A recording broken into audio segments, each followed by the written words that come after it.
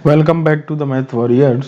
आज हम लोग बात करेंगे, सिलसिलेवार तरीके से चीज़ों को समझते हैं। जो आप लोग बोल रहे हैं सर क्या डेट बढ़ सकती है, देखो बढ़ सकती है। ये उत्तर प्रदेश है, जब यूपी बोर्ड की डेट बढ़ गई, ठीक है, पंचायत चुनाव की डेट बढ़ गई, तो यहाँ पर डेट बढ़ने का सिलसिला चलता रहता है। राज्य की किसी भी परीक्षा हो, डेट बढ़ने का ऑन टाइम होना बड़ा मुश्किल है ना।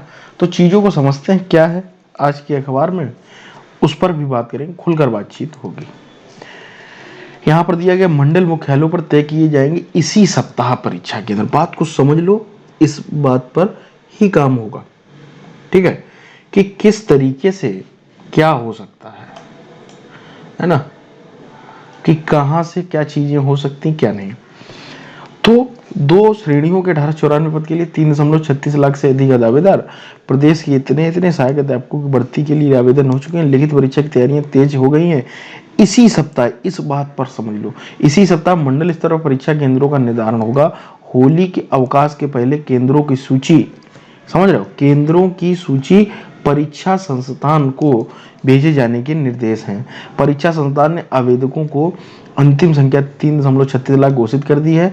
जूनियर विद्यालयों की शिक्षक भर्ती के लिए 3.62 लाख भर्तियों ने पंजीकरण कराया, जिनमें से 3.36 लाख तक अंतिम रूप से आवेदन किया था। इसमें से ये सारी डिटेल है। सहायक अध्यापक पद के लिए 3 लाख, यहाँ पर समझिए, सहायक अध्यापक पद के लिए, असिस्टेंट टीचर के लिए 3.25 लाख लोगों ने ही, 3.25 लाख भी नहीं, 3,15,963 लोगों ने ही आवेदन किया है। ज्ञात होगा कि भर्ती में अध्यापकों के भी थे भर्ती, ठीक है, बीच कड़ी प्रत्येक पद के लिए औसतन 210 से अधिक। दोनों परीक्षाओं में पहला पेपर अनिवार्य है।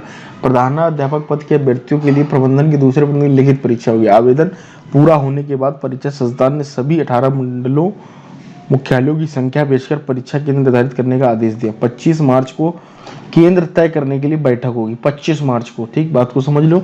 वहीं 27 मार्च तक मंडलों मुख्यालयों को केंद्रों की सूची परीक्षा संस्थान को भेजी जाएगी। अगले सप्ताह परीक्षा संस्थान केंद्रों की सूची एनआईसी को भेजेगा ताकि प्रवेश पत्र निर्गत किए जा सके, ठीक है। तो अभी सारी चीजें वही है, 18 तारीख की डेट घोषित है, ठीक है, लेकिन मे भी इस सप्ताह देख रहे हैं आप, बेसिक शिक्षा की छुट्टी कर दी गई, विद्यालय बंद किए जा रहे, शायद ना हो या हो भी सकती, तो इसी सप्ताह में क्लियर हो जाएगा। ये जो सूची जारी की जाएगी ना मंडलों में कि कहाँ कहाँ केंद्र बनाए जाएंगे, वो सारी चीजें जब होंगी तो उसके बाद चीजें और क्लियर हो जाए। तो अभी आप लोग पढ़ते रहे, बिल्कुल ऐसे मान के पढ़िए यार 18 तारीख को ही पेपर है ना।